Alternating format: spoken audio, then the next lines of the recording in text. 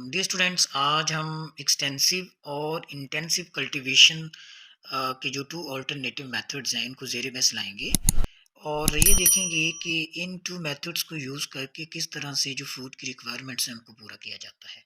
तो सबसे पहले ये जानना बड़ा ज़रूरी है कि जब किसी रीजन में या किसी स्टेट में या कंट्री में पॉपुलेशन में इजाफा होता है, तो वहाँ की जो फूड रिक्वायरमेंट है, जो फूड की डिमांड है, उसमें भी इजाफा हो जाता है।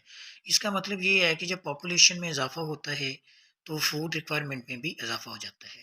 जब पॉपुलेशन में कमी होगी, तो फूड रिक्वायरमेंट में भी कमी होगी। इट मीन्स कि पॉपुलेशन और फूड रिक्वायरमेंट में पॉजिटिव रिलेशनशिप है।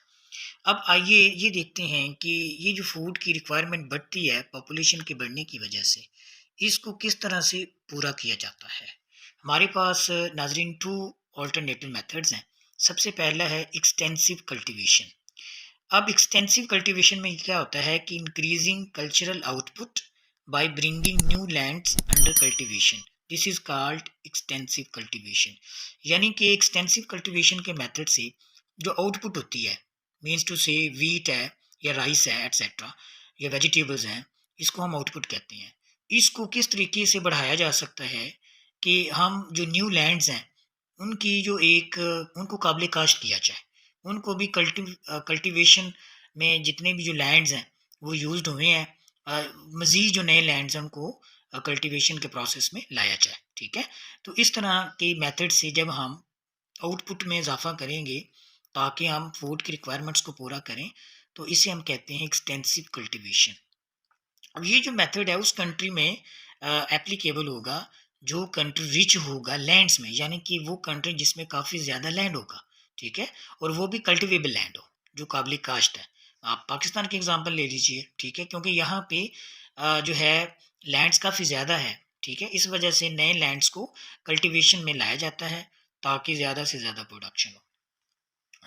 दूसरा जो मेथड है वो है इंटेंसिव कल्टीवेशन। अब इंटेंसिव कल्टीवेशन में क्या किया जाता है कि एग्रीकल्चरल आउटपुट को बढ़ाया जाता है, क्या करके जो एग्जिस्टिंग कल्टीवेटेड लैंड होता है उसकी प्रोडक्टिविटी बढ़ा के।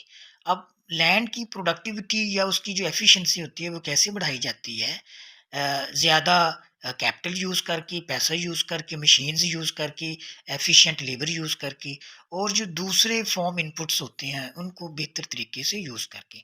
अब यहाँ पे एक टर्म यूज़ हुई है इनपुट्स, यानी कि जब तक आप इनपुट्स का प्रॉपर यूज़ नहीं करेंगे, उस वक़्त तक अपनी प्रोडक्टिविटी जो होगी लैंड में, वो नहीं आप कर सकते। यानी कि लैंड्स इसमें थोड़ा होता है, एकड़्स थोड़े होते हैं, लेकिन आप अगर वहाँ पे मशीन्स का अच्छा यूज़ करें, फर्टिलाइज़र्स का अच्छा यूज़ करें, मॉडर्न इक्विपमेंट्स का अच्छा यूज़ करें, जो सीड्स हैं वो बेहतर आप जो है वहाँ पे कल्टीवेशन के लिए यूज़ करें, बेटर इरिगेशन फैसिलिटीज़ आप प्रॉपर यूज़ करें, और प्लांट प्रोटेक्शन जो एफर्ट्स हैं, प्लांट डिसीज़ेज़ जो हैं उनको उनके लिए आप स्प्रेज़ का यूज़ करें।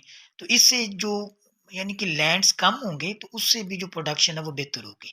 तो यूँ नाज़रीन, डियर स्टूडेंट्स, हमारे पास 2 अल्टरनेटिव मेथड्स हैं, एक इंटेंसिव और दूसरा एक्सटेंसिव।